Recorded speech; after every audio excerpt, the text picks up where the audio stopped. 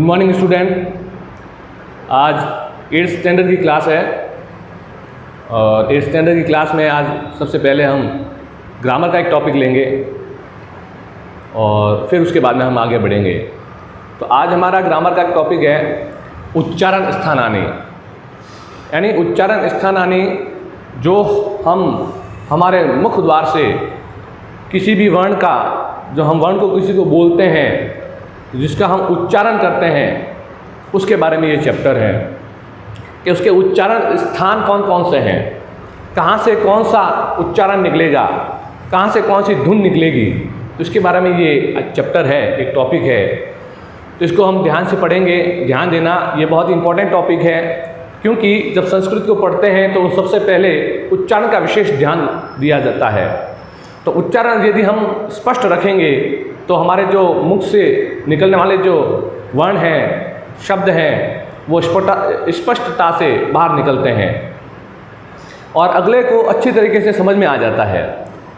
तो ये टॉपिक जो है बहुत ही महत्वपूर्ण है, इम्पोर्टेंट है। तो इस उच्चारण स्थान से पहले हम छोटी सी जानकारी ले लेते हैं, स्वरों की जानकारी ले लेते हैं। स्वर, जिनमें हम अच कहा जाता है संस्कृत के अंदर, ये कितने प्रकार के होते हैं? ये 3 प्रकार के होते हैं। कितने प्रकार के होते हैं? 3 प्रकार के होते हैं। पहला जो होता है लघु, दूसरा होता है दीर्घ और तीसरा होता है प्लुत। लघु में अ, ई, उ, जो बिना मात्राओं के हैं, अ, ई, उ, री और ली। ये इनको लघु स्वर कहा जाता है। दूसरे होते हैं दीर्घ स्वर, इसमें आ, ई, उ, री,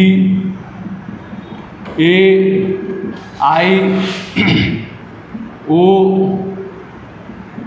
आउ, ये सब ये दीर्घ स्वर कहलाते हैं।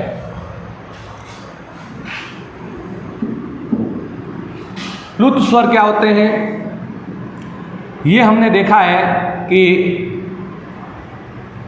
इस प्रकार से 3 लिखे जाते हैं हिंदी के अंदर, संस्कृत के अंदर 3 को नीचे गांठ देना, ये प्लुत स्वर कहलाता है। मीनिंग ये है कि लघु स्वर के अंदर जब हम बोलते हैं तो उस समय 1 सेकंड का समय लगता है, 1 सेकंड का समय लगता है।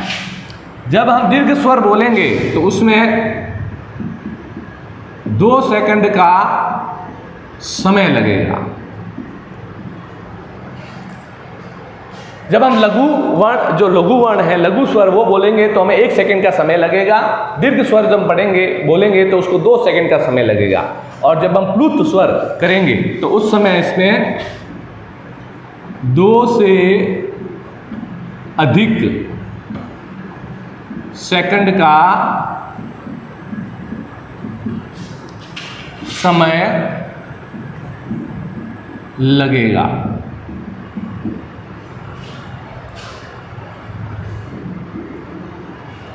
तो प्लुत स्वर के अंदर 2 से अधिक सेकंड का समय लगेगा। लघु स्वर में 1 सेकंड का समय जब भी हम उच्चारण करेंगे, बोलेंगे, जैसे ये वर्ण लिखा हुआ यहाँ पर अ, ई, उ, री, तो इसमें 1 सेकंड का समय लग रहा है जब हम बोल रहे हैं। तो ये जो कहलाएंगे स्वर वो लघु स्वर कहलाएंगे। दीर्घ स्वर हैं, इसमें 2 सेकंड का समय लगता है। आ, ई, उ, री, इस तरीके से ए, औ। तो इस तरीके से 2 सेकंड का समय लगा, यानी इससे 1 सेकंड और ज़्यादा लगा है। तो तीसरा आता है प्लुत स्वर। इसके अंदर जब बोलेंगे, हम उच्चारण करेंगे तो इसमें 2 सेकंड से अधिक का समय लगता है। जैसे यहाँ पर ये मैंने लिखा आ, थोड़ा समय ज़्यादा लग रहा है ना, आ। जब बिना प्लुत स्वर बोलेंगे आ को तो आ, आ, और लघु स्वर बोलेंगे अ, आ, प्लुत स्वर बोलेंगे आ। तो इस तरीके से यहाँ प्लुत स्वर का उच्चारण होता है। हालांकि ये प्लुत स्वर जो है ये वेदों के अंदर काम आता है। कहाँ काम आता है? वेदों के उच्चारण में काम आता है। वेदों के उच्चारण में, जो वेदों के जो मंत्र होते हैं उन मंत्रों के उच्चारण के अंदर ये जो प्लुत स्वर है ये काम आता है। लेकिन इसकी जानकारी होना बहुत ही आवश्यक है। तो ये तीनों स्वरों के बारे में मैंने आपको बताया है। तो स्वरों का खेल है। मैं इसलिए बता रहा हूँ उच्चारण का, क्योंकि यहाँ पर उच्चारण जो करेंगे वो नीतिबद्ध होना चाहिए। अब इससे आगे हम करते हैं, अब उच्चारण के स्थान कौन कौन से हैं वो हम करते हैं।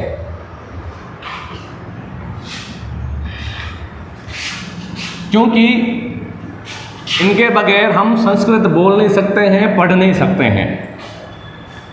क्योंकि हमें इनका ज्ञान नहीं होगा तो हम क्या पढ़ेंगे, कैसे पढ़ेंगे, ये हमें पता नहीं रहेगा।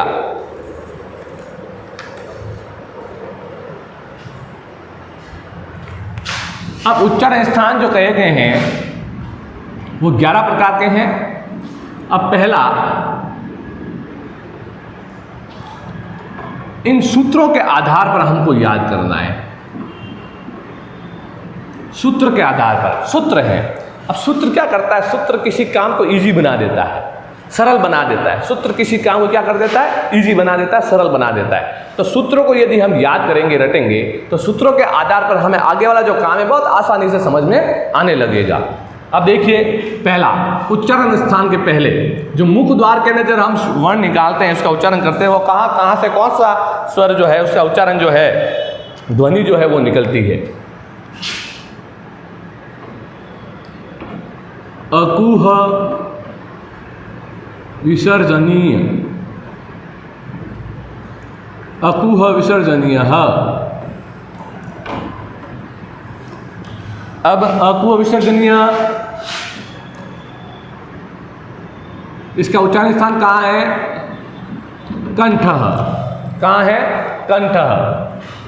अकुह विसर्जनीय कंठ। अब ये कैसे हुआ? अब ये देखिए आप, ध्यान से देखना। अब कंठ, ये हमारा कंठ है। यहाँ से जो निकलने वाले जो स्वर है, ध्वनि है, वो उसमें कौन कौन से वर्ण आते हैं, ठीक है, ये ध्यान रखना। कंठ से अंदर से एक तो होता है अ, दूसरा आ, क्योंकि समान स्वर है अ और आ, ठीक है। कु, कु का मतलब होता है क वर्ग पूरा। कु का मतलब क्या होता है? क वर्ग पूरा। मैं यहाँ लिख देता हूँ अ आ। उसके बाद में है क वर्ग। कु का मतलब होता है क वर्ग, क वर्ग पूरा। ह, क वर्ग के बाद में ह आ रहा है, अकुशर्जन्य ह। और उसके बाद में आता है विसर्ज। विसर्ग, विसर्ग का मतलब होता है विसर्ग। ये अ आ क वर्ग पूरा। क वर्ग पूरा बोले तो क ख ग घ अंग, ये पूरा वर्ग है, ध्यान रखें। क वर्ग पूरा बोला गया है तो क ख ग घ अंग, ये पांचों वर्ण आएंगे इसके अंदर, क वर्ग के अंदर। फिर आता है ह और फिर आता है विसर्ग। तो ये जो है अ आ क वर्ग ह और विसर्ग, ये जो है ये किस में आते हैं? ये कंठ में आते हैं। किस में आते हैं? इनका उच्चारण स्थान कहाँ होता है? कंठ होता है, ध्यान रखें आप। ये कंठ है।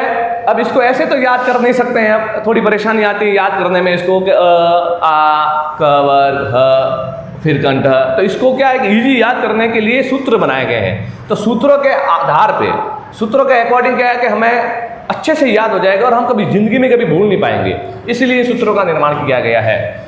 अब देखिए आप इसको बोलने का तरीका, अकुह विसर्जनीय, अकुह विसर्जनीय कंठ, अकुह विसर्जनीय कंठ।